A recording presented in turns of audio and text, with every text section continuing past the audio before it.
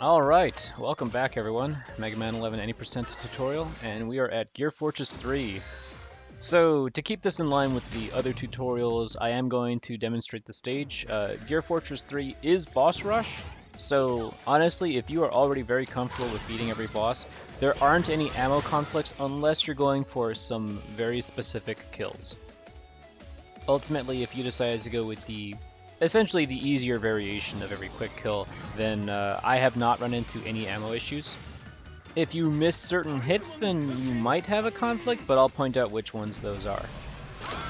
Starting off with impact, just because the way you actually go through the boss rush room does matter. It will save you time in the long run, depending on which way you decide to go about it.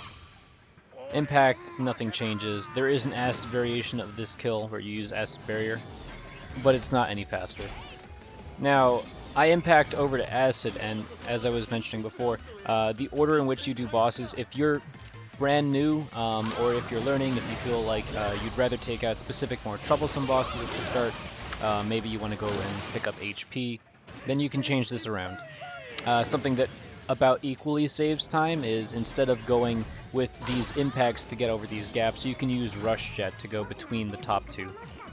But because of use of impact, it basically doesn't lose any time over that strat. Impact just moves really, really fast, so it covers the amount of time you would spend in having to travel a greater distance. So one of the ways that you might end up being short on ammo is just by using too many impacts, in which case you only ever need 2 for bounce, and you still have enough to do all this optimal impacts on the boss rush room itself.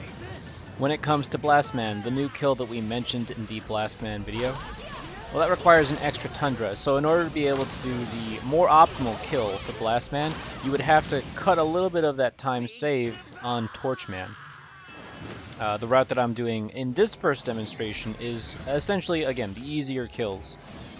So I will be showing off in the more in-depth breakdown what you do on Torchman to change up the fight so that you can save a Tundra. But if you don't want to go for the different blast kill and you would rather go for the easier torch kill, then yeah, this would be the way you would end up doing those two bosses. One fight that absolutely changes up is the Tundra Man fight.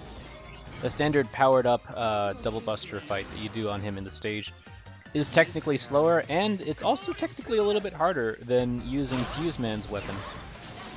So this is the Scramble Thunder quick kill, and there's actually also a slightly faster variation of this. Apart from this, we're going straight to the left, we're going to deal with Fuse Man. His kill doesn't change at all.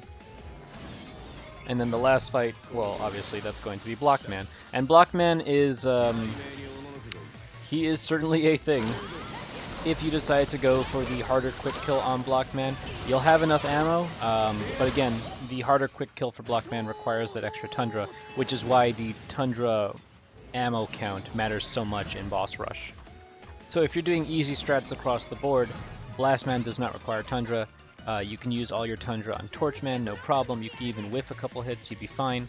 And then Blockman, the easier kill does not require Tundra. It requires more blast ammo, which you wouldn't run into an issue of. In going for those harder kills, Blast and Block will both use an extra Tundra, so you're going to have to cut something out of Torch.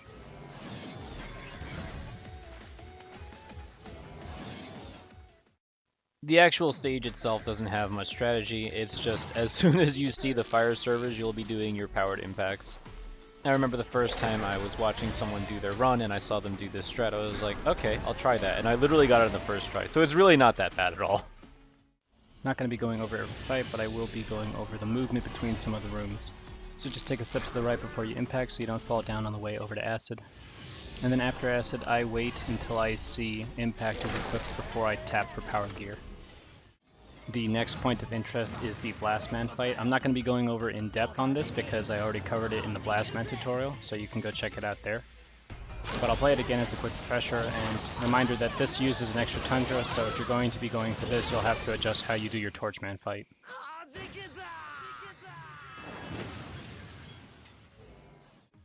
Since we're going to be changing how we do the torch kill, let's look exactly at how much time that's going to save and how much it's going to cost. We're not looking at a huge time difference, but it's worth mentioning. Now this is my absolute best torch kill. This has unusual RNG and it gives me a 1235. Typically, I'll get a 1265 or 63.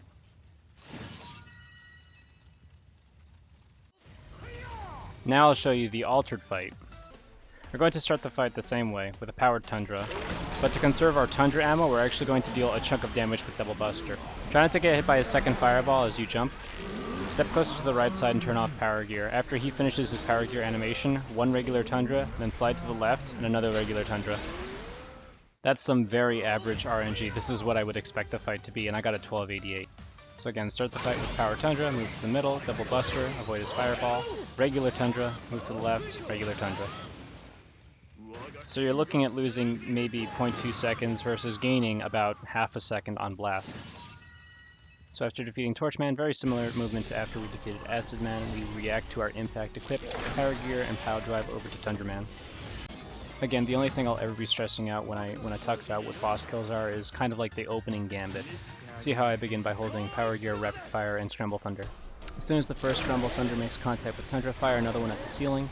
The equipment start charging a Double Buster. Release when the third round of Scramble Thunder actually deals damage to the Tundra right here. Only the red buster needs to hit to finish the job. So again, this fight is very simple. Just get used to the position you'll need at the start of the fight. Scramble Thunder, charge Double Buster, and... Borrowing more footage from Carter here so you can see what the slightly better kill looks like. He starts the fight by firing both of his Scramble Thunders immediately. Also immediately releases Double Buster and then finishes with a well-timed Scramble Thunder.